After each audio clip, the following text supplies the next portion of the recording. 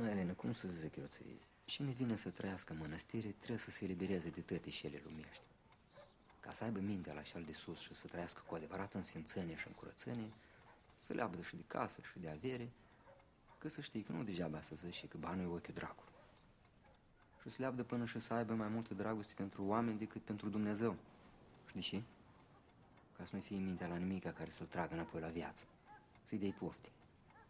Că necuratul e tare viclean. Dar știi cum să te îndulcească, să fac să ai dorință și să uiți de Domnul. Și tu crezi că poftele tale le împlinești, dar de fapt pe el îl mulțumești și îl servești. Acum tu dacă vreodată o să hotărăști că vrei să apuci pe calea asta, noi te primim aici cu dragă inimă. Dar să știi că înainte de asta o să trebuiască și ai de dat să dai, și ai de adus dacă o să ai bani sau obiecte de folosință, le aduci, că văzut că noi suntem toți ca într-o familie. Fiecare contribuie cu și poate. Da, acum mi se pare mie că nu ești încă pregătit să faci pasul ăsta. Așa că eu zic, mergi tu frumușel și te gândești, te liniștești și când ai luat o hotărâre, vii la noi și zici, părinte, uite așa și așa. Dar ce am făcut, părinte? Dar nu-i vorba de ce ai făcut sau n-ai făcut. În mănăstire e pentru cei care vor să pornească pe calea asta. Ori tu parcă ai sta, dar parcă ai pleca și mai mult tulburare să faci din pricina asta. Înțelegi tu? Am vorbit cu domnul Valeric și vă așteaptă. Cum sunteți gata, ați și pornit? Așteaptă-mă un pic afară. Pe tu vii cu mine, da? Poți să mergi cu dânsa.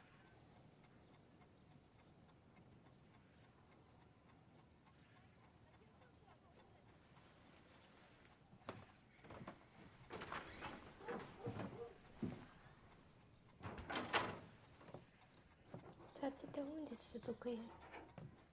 Păi n-are o familie la care stătea? Nu mai stă de mult acolo, ea numai lucrurile cele mai relătânci. Nu știu, mergeți și vedeți. Tati, dar ea cu ajutorul lui Domnul se îndrepte dacă stă aici, o să vedeți. Maică, dar nu poți să vâri pe Dumnezeu în sufletul omului cu deasăla, înțelegi? Da, tati, Maică, eu ți-am zis să ieși ceva, da? Las-o pe ei să hotărască și cum o vrea Dumnezeu așa o să fie. Hai, mergi.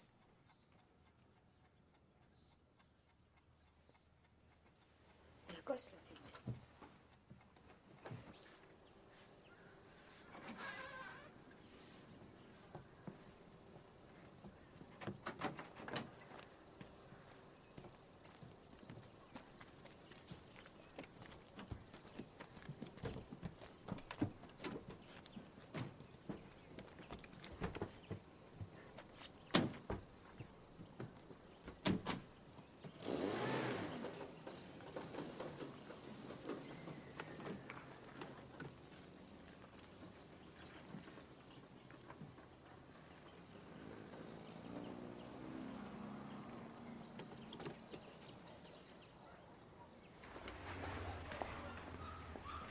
Serviți. Nu, mulțumesc. Vă rog, de post. Mulțumesc. Și dumneavoastră? Ba da, prost. Să fie primit. Te servești tu, da? Da, mulțumesc. Puteam să servesc și eu una. Stare bune. Și de la spital și v-o zis? Că-i trebuie liniște și odihnă.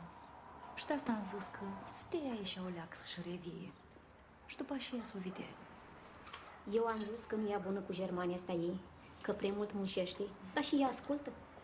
Și acolo, printre străini, e și niște sub influență o fi nimerit și na, gata. E tare greu cu dânsul care stă la casa de copii, dar am zis să ajutăm și noi, că tot copiii și sarmani. Păi, Alina când o venit la noi prima oară și-a văzut dânsa care camera ei, știți cum s-a bucurat? Își făcea duș în fiecare zi. Până când eu zis bărbatul meu, oi, mai ușor cu apa, că și asta costă, nu-i pe gratis. Dar de muncitoare, să știți că e muncitoare, n-am ce să zic. Uitați, mama Elena de la Alina. Electrică.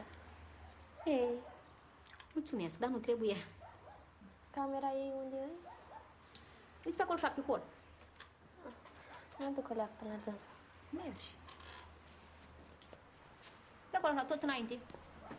Așa, nimerești tu.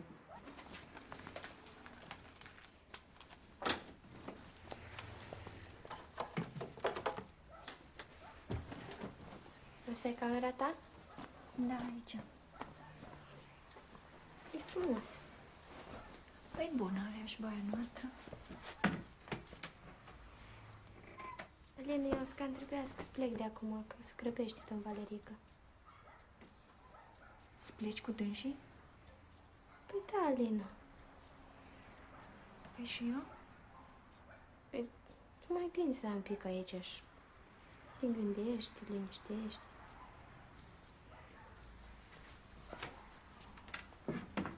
Și tu nu-i bine să stai un pic aici să te gândești? Păi eu să vin la tine să te văd, Alina. Uite, dacă vrei, vorbesc cu părintele să mă las să vin acum sâmbătă să stau cu tine. Și stau și duminică. Mai vorbim, ne mai gândim. Dar acum trebuie să plec. Dar să fii cu minte, da? Hai că eu repede mă întorc, Alina. Da? Uite, nici nu zic pac, ne vedem acușa, da? Hai. Să fii cu minte. Alina, când a plecat în Germania, noi n-am fost de acord. Dar am zis că dacă e așa vrea, să ducă. Și-a venit frate să înlocui. El așa, mai nou, pleacă, vine, mai și o bază întrâns. Părintele a vorbit acum să-l bagi la un schit. Da? Bine că ne-ați spus, nu-l mai așteptăm după mana și la treabă. Mami, mergem de acum. Dar nu stați la masă? Nu mai stăm până apucă noaptea pe drum. Cum credeți? Tu nu mai bine mai rămâi un pic cu ei? Aici să rămân? Hai. Crezi să apară și tata nu știu de la pescuit? Stați la masă? Hai. Mulțumim. Noi trebuie să mergem cum ne așteaptă părintele. Atunci hai să mergem. Mami, Elena, dar hainele din dulap ale cui? Am fata asta care ne ajută la treabă. Păi ați luat alt copil în locul meu? La treabă, măi, mamă. Și i-ați dat camera mea? Nu-ai zis tu că rămâi în Germania? Și lucrurile mele unde le-ați pus? Păi ți le-am dus în bucătăria de vară. Și hainele? Hainele ți le-am pus în niște sași, închiși, frumos. Că se profuiau degeaba acolo la tine în dulap. Și când nu-ți trebuie înainte că să vii să le iei. Să le scoateți că le dau după mană. Cum de pomană? Da, mă mut la mănăstire și trebuie să dau tot ce am, că banii e ochiul dracului. Și spui tu, măi, fată. Alina, eu zic, nu te grăbi. Stai liniștită, odihnește-te o leacă și când te faci un pic mai bine, părintele doar ți-o să te așteaptă. Nu, că m-am hotărât. Mami, Elena, să-mi dați, vă rog, și banii mei, că ei au trebuință la mănăstire să sfințească biserica. Doamne ferește, Alina. Alina, eu zic să mai stai un pic aici. Mami, dar dacă ea să hotără să vină la noi? Haideți, mami, Elena, să ne grăbim că trebuie să ajungem pe lumină. Păi stai să vină tata Nușu, cu el e cu banii. Bucătăria e discuietă? Cheia acolo la locul ei. Stai că vin și eu să te ajut.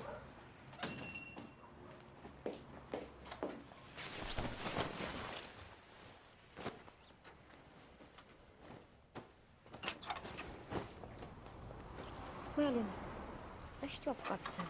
Mami, Elena, matale, nu știi câte păcate am eu. Că trebuie să-mi dai părintele 1000 de mătănii să fac. Doamne, mai Alina, dar și păcate să ai tu, măi, mamă. Astea colorate să le dai pe toate, mama Elena. Și astea negri? Astea negre le luăm cu noi, nu, mami? Alena, părintele ți-o zis să-l ție ceva. Păi ce-o zis? O zis că dacă dau tot ce am, atunci pot să vin, nu? Nu știu ce-s pantalon? Dai pe toți. Dar nu numai asta, că să dai. Păi și cu banii sfințească biserica și gata, nu? Hai, dă-o și pe asta, mama Elena. Sau puteți să o vindeți dacă vreți. Nu ei? Nu, că e de la PAF. Mai știi de PAF, nu? Ia o venit tata Nușu. Hai, mi-ar și fă o surpriză.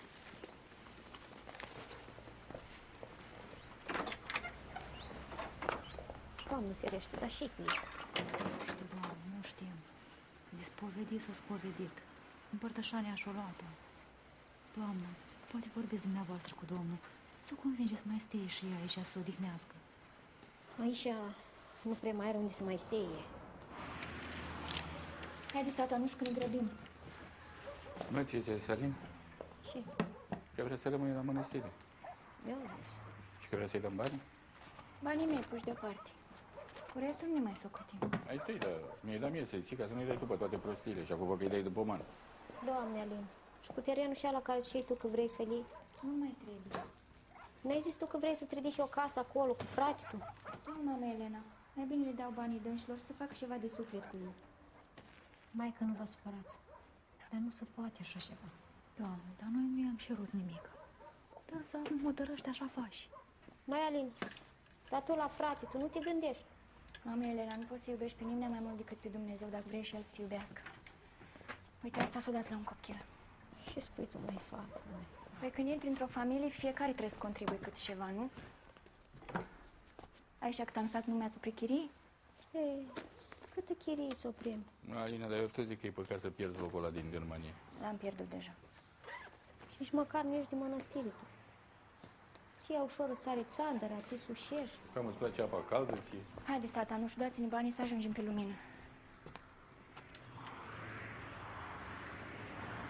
Du-te și ia de bani.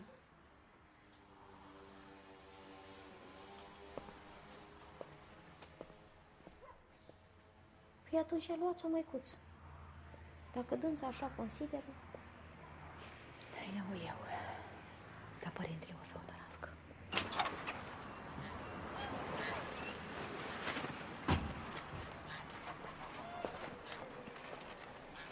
Haide, tata, Nușu.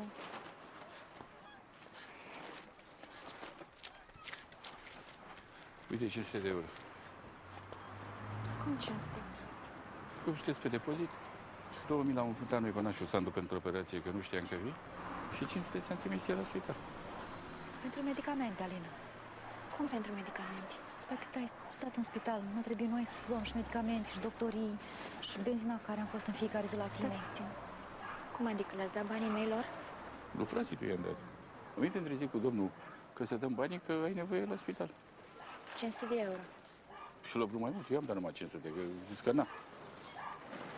Eu nu știu cât și cum s-o luat, dar tot și s-o plătit pentru eu a fost.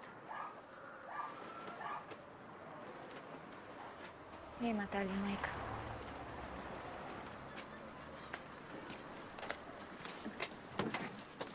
V-am pus niște mere aici. Și o poză. Să aduci aminte din nou. Bună ziua! Eu? Da. Cum îți place la mine în cameră? Poftim? Vezi, ai grijă să nu te păcălească la bani. Haide, pa!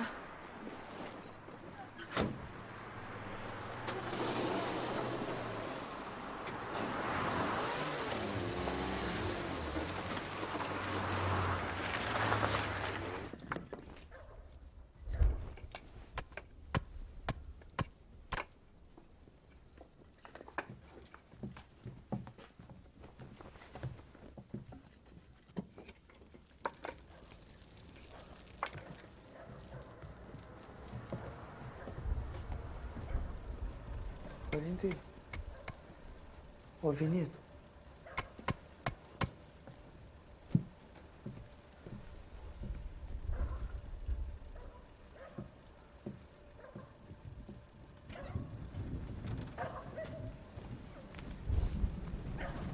Nu se plăcule. Nu să... Să dreapta, părinte. Doamne ajută! Doamne ajută. Hai că eu te-am trimis acolo cu un gând. Știu, părinte, dar nu a fost chip. Să o tărâți de tășare, numai să vie aici. Are Dumnezeu un gând cu fata asta, părinte, și vă încearcă.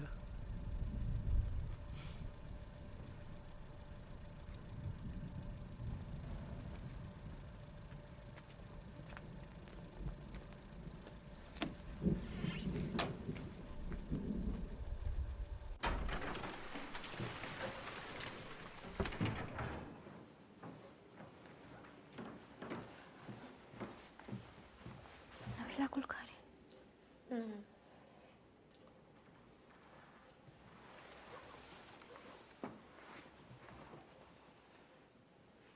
Păi, Ghiță, haide să mergem de aici. Unde să mergem? Oriunde nu mai să plecăm de aici. Alin, de ce mi-a venit înapoi dacă ai gândurile astea? Păi, Ghiță, dar tu că socotești că ai stai în hruba asta o viață întreagă. Dar asta e casa mea acum, Alin. Nici te temi tu. Străiești, te temi tu. Alin, uite, nu, părintele nostru s-a dat pe piele cu un om care a umblat viața întreagă prin toată lumea ca să-și găsească rostul. Și cu altul care Nu m-au ieșit în prispa casei și o găsești tihna și pe Dumnezeu. Dar mai lasă-mă cu Dumnezeu ăsta al tău, Dumnezeu în sus, Dumnezeu în jos. Parcă părintele vorbește cu gura ta, nu tu. Alin, dacă vrei să rămâi aici, trebuie să renunți la mânie și la purtarea asta. Dumnezeu nu vine la oameni mânioși. Nu mai vorbi așa în doi. Tu ca un om mai poți vorbești? Cum ca un om, Alina? Înjurători și cu prostii. Ce ai zis la Antonia? Nu i-am zis nimic lui Antonia. Alina.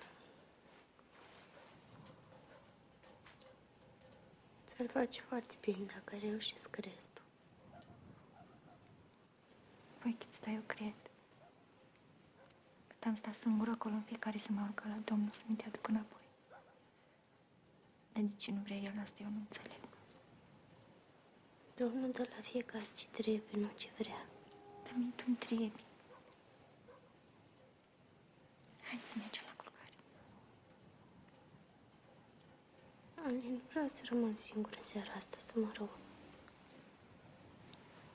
Atunci du-te de aici și lasă-mă. O să mă rog la Doamne ăsta tău să te iei când cel bun. Și eu.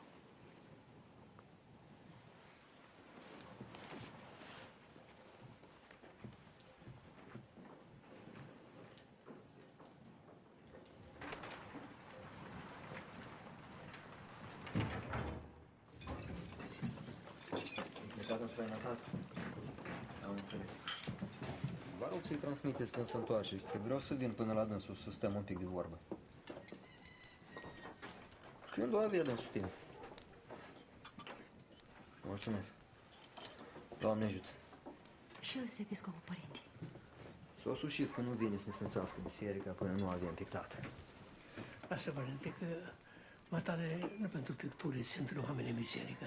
Da, până nu de picturi, dar stăm cu biserica nesfințită de atâta vreme acum. Părinte, nu mânie pe Dumnezeu. Că vorba aceea, biserica e în vârf de deal și vine mai multă lume ca în sat. Dar eu plină vreau să fie biserica. Și o să fie. Când o vedea oamenii câte lucruri se pot face când e credință în Dumnezeu, să-și facă cruci atunci, domnul episcop. Ei, Dumnezeu, părinte. Doamne ajută. Stați cu noi la masă, domn Valerică. Maică, că m-au luat la treabă. Și hai, poftă bună și Doamne ajută. Doamne ajută atunci.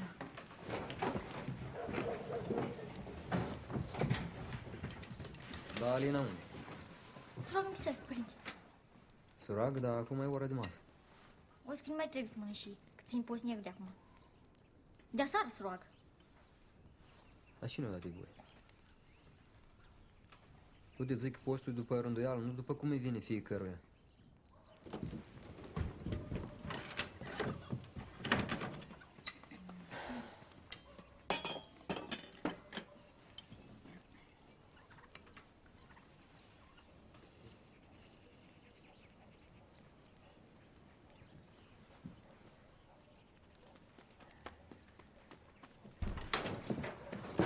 Părinte, uitat în altar!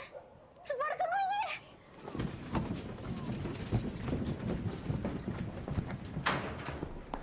Ce faci, Alina? Ce-ai făcut? Alina, ai intrat în altar? Alina, este mare, mare păcat. De ce? Cum de ce, Alina? Cum de ce? E păcat mare, tu îți dai seama ce ai făcut. Părinte, eu nu mă rog să împlinească Dumnezeu dorința. Dar cum să te ajute Dumnezeu dacă tu intri în altar? Părinte, de adevărat că este în altar o icoană care îți împlinește orice dorință. Cine ți-o zis să ia asta? Eu i-a zis, părinte. El mi-a zis că mătale ai văzut un înger și că este în altar o icoană făcătoare de minuni. Alina, și necredincios nu-i trebuie nici o icoană ca să creadă, înțelegi tu? Dar mie îmi trebuie, părinte, tare de tot. Dar nu există în altar să intri, nu există, orice ți-ar trebui. Părinte, dar icoana asta este acolo, nu? Este? Sigur că este. Dar nu e motiv ca tu să intri în altar. Ai canon de azi, te muți în chilia nouă și 1000 de mătăni. Mi-o lăs și mie, părinte. Și Mi-o lăs și mie icoana, te rog. dă-i drumul și-ți fă canonul. Și n-ai voie să ieși din chilie până nu l-ai terminat. Părinte, n-ai nimic în altar, așa? Tu auzi ce ți-am spus eu, dă-i drumul. Dar n-ai voie aici, tu nu înțelegi. N-ai nimic în altar, nu? De ce minți? De ce le minți? Alina. De ce o ții aici? Îți place de ea, nu? Alina, nu mă ține Tu nimeni. stai din gură, stai din gură! Mă păcăliți voi pe mine, de ce mi-ai luat banii? De ce mi-ați luat banii? Ză! Ce faceți voi cu banii mei? Ză, ce taci? Ză! Ți-o pieri glasul acum, așa-i? Crezi că eu scăciorul este de proastă? Hai, arată-mi! Arată-mi dacă aici sară, dar n-ai nica de arătat.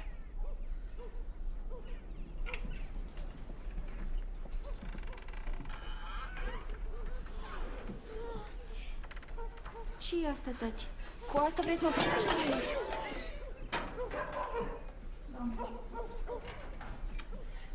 Mai Cristine, mergi un pic cu doamna până terminăm noi așa de vorbit.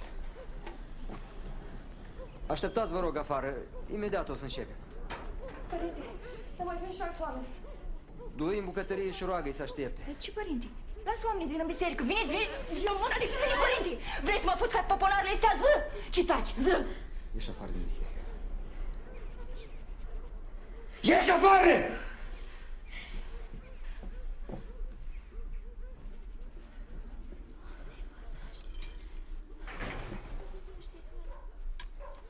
Lăsați oamenii să intre. Urlă la noi când ne omoară și o să ieșim afară. Scrie nu sunt în liniște, noi suntem ca animali în graști. Și o să fie părintele să vorbească cu ea. Că dacă nu vine dânsa, vrească cum mai slujbă și nu se poate. Și dânsa l-a ciurat. Aoleu, maică, vine cu așa. Doamne, știu și așa iznească care v-a luat așa. Maică, vrei să vii așa în biserică? Intră repede și cheamă pe maica Cristina să o potorească. De orice greșeală ce a săvârșit el cu cuvântul, cu lucru sau cu gândul, ca un Dumnezeu bun și iubitor de oameni, iartă-l, că nu este om care să fie viu și să nu greșească. Numai tu singurul ești fără de păcat.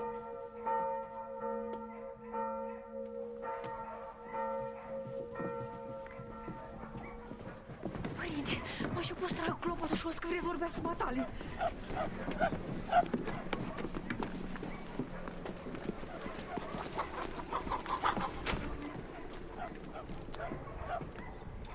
Ieși afară, mai. Tati, nu închide, tati! Vă pregătiți plecare, că așa nu se mai poate. Mergi în biserică.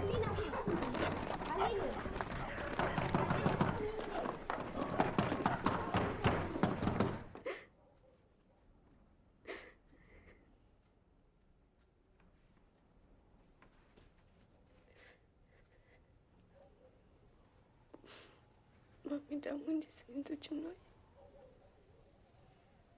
Noi nu avem unde să ne ducem. Eu înțeleg, dar fata asta aici nu mai poate să te iei. Și cum, mami, să o dăm așa în stradă?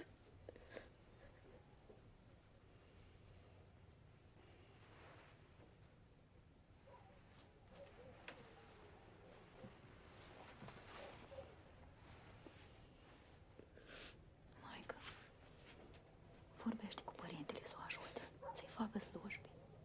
Părintele ține tare mult la tine. Ce slujbe să-i facă?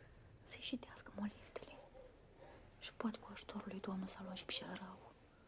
Părintele cu dragă inimă ar ține-o aici dacă s-ar îndrepta. Dar așa vezi și tu că nu se mai poate. Și dacă îi citești, să faci bine? Nu-i cum dă Dumnezeu. Dar dacă părintele se încumetă, eu cred că o să reușească. Are mare putere părintele.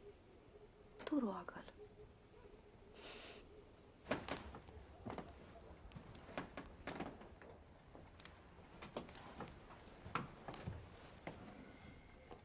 Părinte, pe fata asta, dacă nu o grijăm noi, să pierde.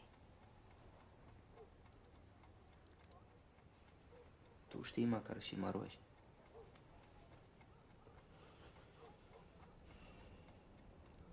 Tati, eu îmi pun toată nădejdea în Dumnezeu să o ajute. Că eu nu știu ce să mai fac.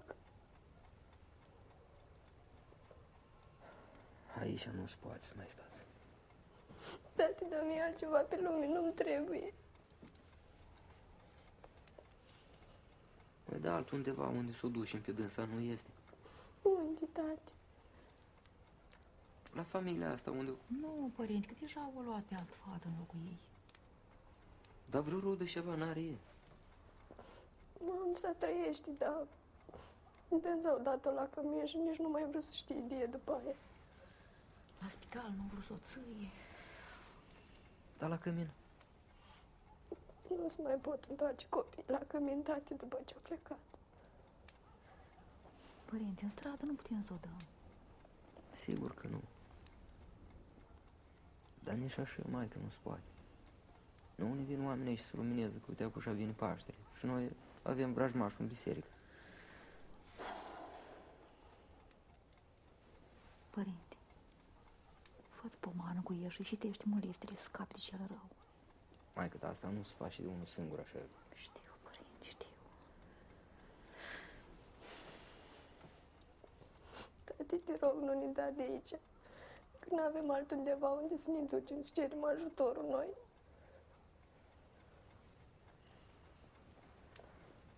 Asta cineva din familie trebuie să-și ară. Că e vorba de o hotărâre mare aici. Și păi dacă el n-are familie? Dar pare pe fraisul. Ei, părinte. Ia cheamă.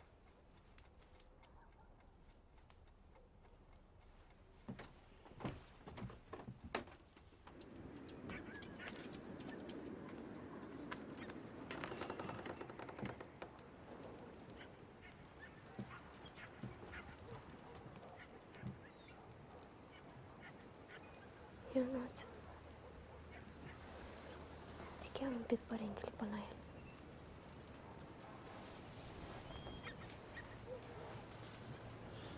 Hai.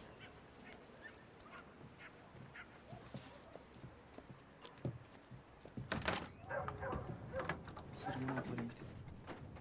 Doamne ajută.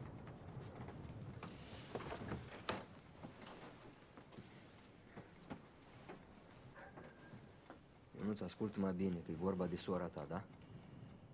E foarte tulburată acum și nu mai putem să o ținem aici așa, că tulbură pe toată lumea. Ori o ducem la spital și o lăsăm acolo, ori citim noi din cărți ca să alungăm cu ajutorul lui Dumnezeu pe cel rău. Tu trebuie să hotărăști, că e nu-i în toate mințele acum și mamă sau tată să hotărască pentru ei n-are. Ionuț, tu înțelegi, te întreabă părintele. Hm? Înțelegi? Tu trebuie să hotărăști și de făcut cu sora ta. Da, pași, părinte, n-ai cu cine. Lăsați-o să spună. Ionuț, vrei să citim lui Alina moliftele ca să alungăm pe cel rău? Ionuț, lasă-i ștească părintele, poți să liniștește.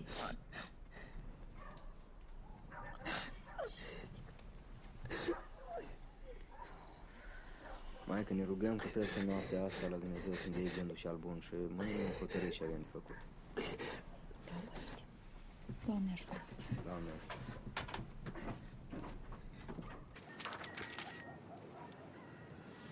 Toate poruncile tale sunt adevăr.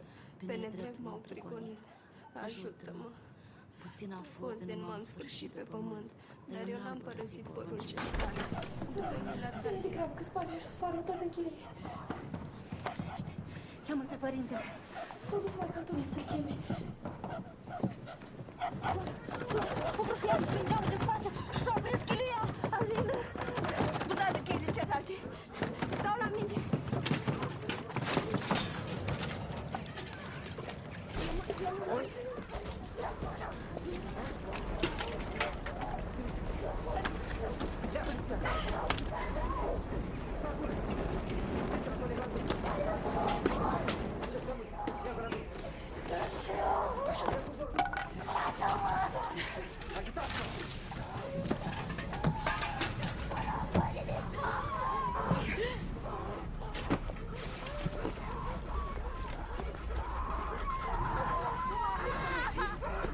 Mai că ți așa toată lumea. De astăzi ținem post negru.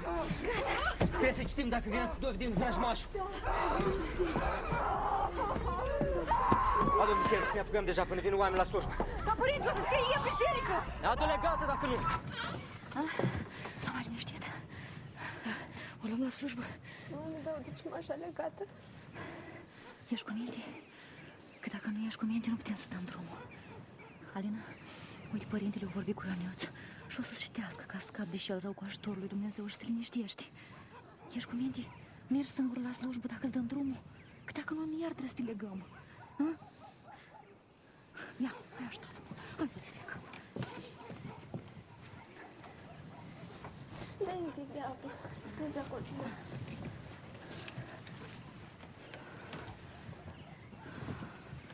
Haide. Așa, ia. Hai, merge. Bine să încet, să nu dai cu folia aceea. Te-ai mai liniștit?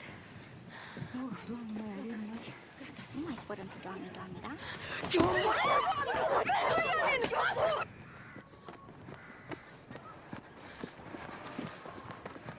Vine cineva?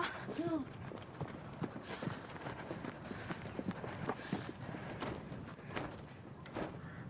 Ce faci? Mami mi-a zis, du-ți șadă în lighean.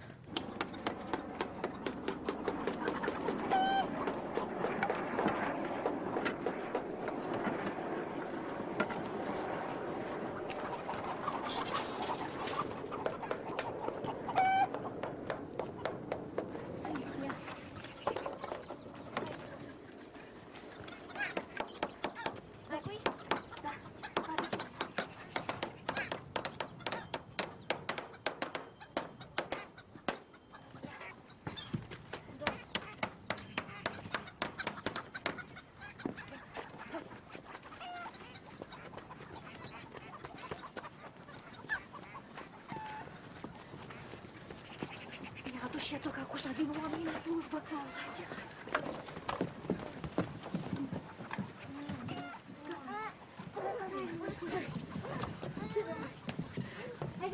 Liniștește-te. Ia, așezați-o. Ia, lăsați-o un pic jos. Hai.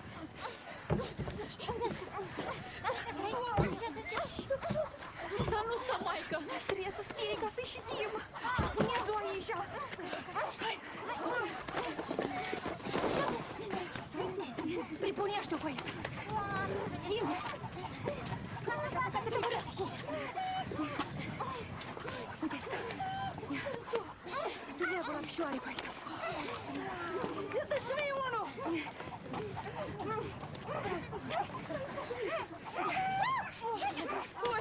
Cum să o leg? Așa, la spate trebuie. E mai serios scândură.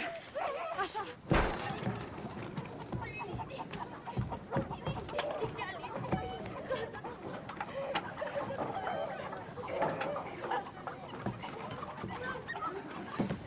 Hai mai repede.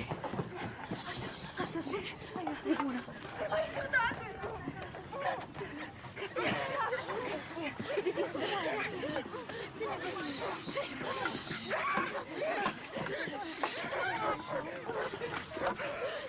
Ia! Du-i șucasul, fac acolo! Dă șucanul! Nu-i vine așa că nu putem bate! Dai, cațu, mai puțin!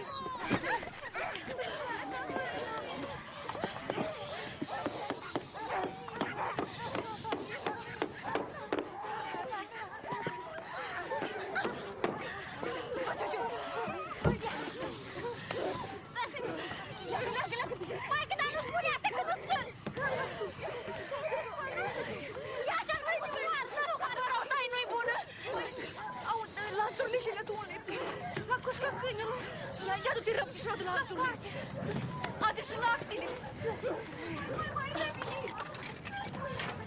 Hai!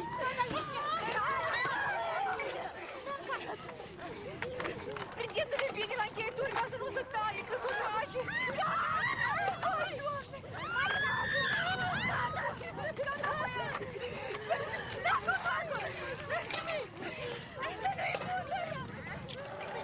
Vino mai să-i sprăvim aici! Stai liniștit, tu mai amică, că vreau să te chinuim așa! Haide, mă! Hai că acum citește părintele și să vezi că te liniștești, Alina, te liniștești! Maică, încep să vii oamenii de acum. Hai de mine!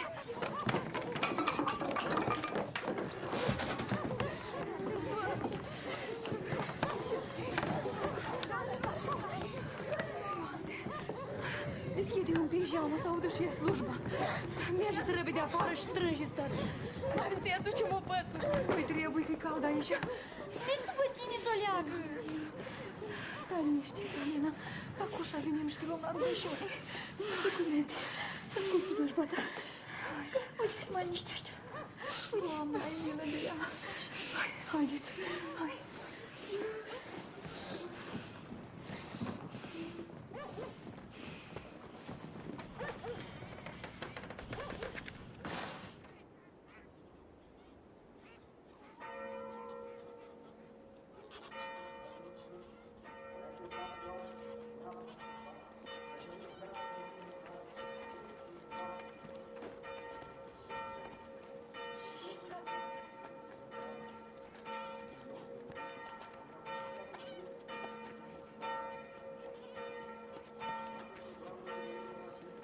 Slavă puternică, izbăvitoare de toată lucrarea diavolească, vegete nestricată, bucuria inimii, veselie veșnică, culețe și sub mâini.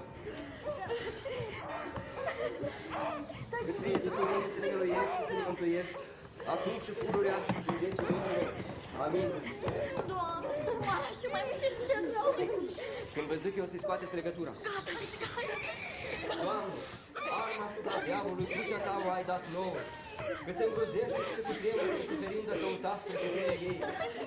Părinte Sfânt, doctorul sufletului și al trupului, care ai trimis pe unul născut Fiul Tău, Domnul nostru Iisus Hristos, să vindece toată boala și să răscumpere din moarte, și roaba ta, ascultă.